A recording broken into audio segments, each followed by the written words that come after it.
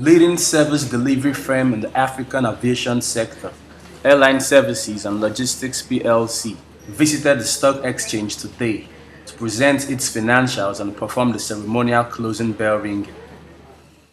Today we have the officials of Airline Services and Logistics PLC. They are here for the fact behind figures.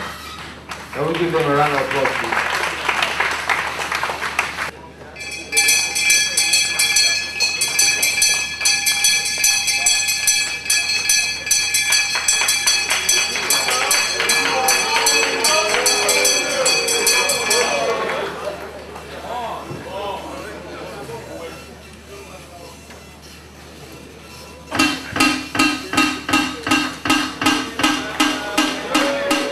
Received at the stock exchange by Mr. Haruna Jallo Waziri, the Executive Director, Business Development, NSE. ALC PLC was commended for their consistency in profitability since it was listed in 2006. Welcome to the fact behind figures of Airline Services and Logistics PLC. I understand you were here last year. One of the early birds to do fact behind figures, if I'm correct. So you're welcome once again. CEO of ASL, Mr. Richard Akerele, described the company's performance as remarkable, considering the growth of its operations since inception, highlighting the impact of its services, which include in-flight catering, lounge and bar operations, warehousing for airports and airlines. First of its type in Nigeria. We started by opening a small trade setup unit in the main airport of Murtala Mohammed, and then later moved on to opening this new edifice we have here in 2004.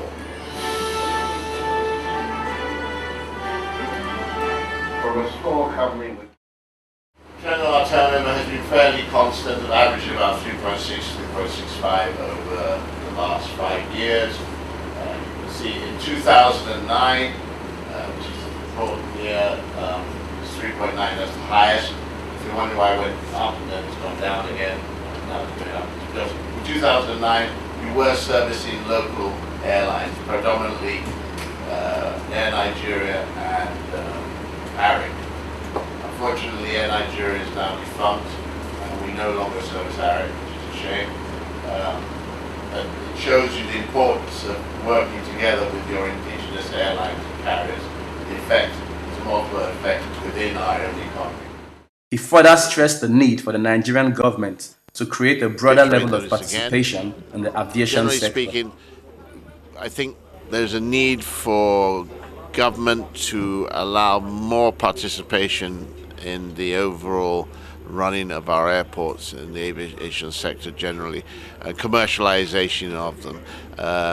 This doesn't mean they should hands off, because they're still going to be the regulatory body, and the Ministry of Aviation is still the overarching controller of the sector. However, I think at the lower level, which I call management of airports and such like, and businesses like our own, private enterprise is far better positioned, mainly because if we put our money in, we don't survive unless we can make enough money to get it out.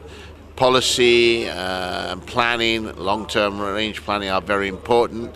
I think government needs to look at ways that we can encourage more airlines to fly here, making it easier for more international airlines to fly here, at the same time making it better for our local domestic airlines to compete against international airlines. I think one good way of doing this would be to provide subsidies to our local airlines, direct subsidies, not cash subsidies, for instance, to the flag carriers, so that they can in turn pass these subsidies on to indigenous Nigerians. The Executive Director of Business Development, NSE, further urged other companies to replicate the efforts of ASL in their adherence to corporate governance and post-listing requirements on the stock exchange. The exchange believes that corporate governance is one of the basic elements of ensuring a sound investment environment and maximizing shareholder returns or value, if you like. I would like to use this opportunity to appeal to all quoted companies to replicate the example by continuing to abide by the post-listing requirements of the Nigerian Stock Exchange.